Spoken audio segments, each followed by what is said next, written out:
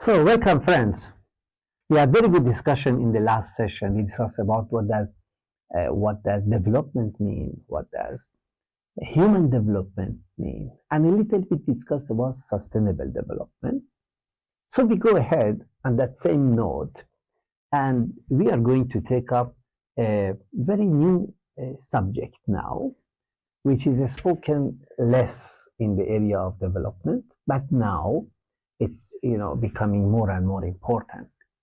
It's being appreciated more and more. And the topic is valuing spirituality in development. How does spirituality relate to development? And please remember, by spirituality, it is not meant rituals. It is not meant acts of worship, for example. No, it is about the principles that constitute the foundation of a spirituality. I like to say it is a spirituality in action, if you like. So, first let us reflect. How important are universal human values to development? So, how do you relate universal human values to development? Are they important for development? And secondly, will the benefits of development reach the masses of humanity if the principle of oneness of mankind, that means mankind to be considered as one, as equal. Now, if this principle is at the heart of development, will the benefits of development reach the masses of humanity? Because that is, even till today, a challenge to ensure that development really reaches the multitudes. It's not yet happening. Is the reason that we still don't believe in the oneness of mankind, that is still this principle is not really there at the heart, at the core of policies and action plans and participation and implementation and all the levels of development. So, dear friends, development is an organic process in which moral and spiritual values should be carried out through material and physical means. So, see how spiritual values come into play. So that is real development, when those values are carried out through material and physical means and ways. We'll discuss this little more, that it becomes more clear. So through development, we should be able to suppose harmonize globalization and decentralization. How much you focus on globalization, having things globalized, global control, for example, and how much freedom you give, decentralize, suppose, the operations and the governance. How do you harmonize personal and social development? Personal gains and the gains for everybody, for example. And how do you promote universal standards while fostering cultural diversity? So, should universal standards be at the cost of damaging or eliminating cultural diversity? How do you make sure that these are in balance with each other, they are in harmony with each other? Now, this is possible only when we are guided by the vision of the type of the world we wish to create, by following universal standards and creating just institutions and systems of governance. So, the question is, what is our vision for the world? Once that is set, then yes, we can go ahead and achieve those other aspects. Because the vision is actually the destination that we want to reach. Once the destination is decided, then the path will become clear. So the question arises about what are the universal standards to be adverted to. First comes the principle of oneness of mankind, as we discussed before. This should be the bedrock, should be the foundation. Oneness of mankind means that we are all equal, despite differences in culture, in ethnicity, in gender, in our physical bodies. These are, of course, diverse, they are different from each other. But essentially, we are one species. We are just one reality.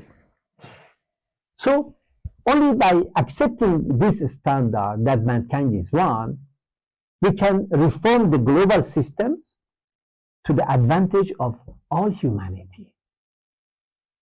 The systems of education, for example. Now, you see, through education now we are actually creating more divide in the society. Through education, which should benefit everybody, no matter what background one is from, no matter what community he belongs to, no matter which tribe or section of society belongs to, all should get the benefit of that. So that system of education can be reformed when we consider oneness of mankind as the bedrock of the system of education. We can reform even the social system, agricultural, industrial, economic, legal, political.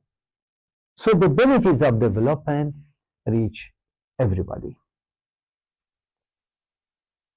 So you have a learning activity that in the context of the principle of oneness of mankind, discuss with your learning partner the shortfalls in the present system and what changes can come to these systems when the principle of the oneness of mankind becomes the bedrock, the foundation of these systems. And then post your answers on the discussion forum. So there is a tip also that is given to you to do this activity better, so you can use that tip as well.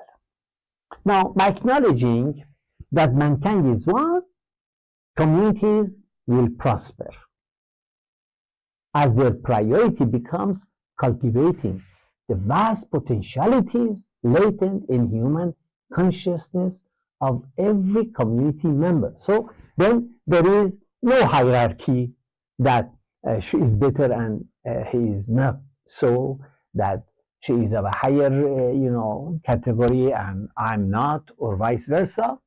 No.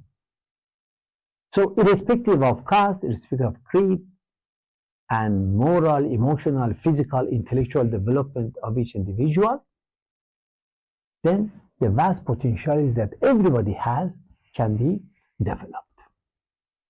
It's not happening nowadays, We see that many individuals who come from, for example, rural background, because of a lack of access to education, proper education, really their potentialities are just undeveloped.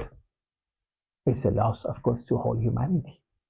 There are also other qualities, other principles that characterize such prospering communities. For example, public participation in generating and applying knowledge. Okay, so where the foundation of the community is principle of oneness of mankind, everybody can participate in generating and in applying knowledge. It doesn't become the characteristic of an elite group of society, for example. All will have the opportunity. All will be empowered to become a part of that knowledge generation. Respecting the rights and responsibilities of the members. Again, that is another characteristic of such a community where oneness of mankind is the foundation. So you see, why we are saying this? To see that really development, without considering that mankind is one, the benefits of development will not reach everybody. So we need to first fix that one.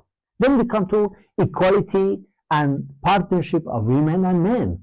Even till today, in several parts of the world, men and women are not equal.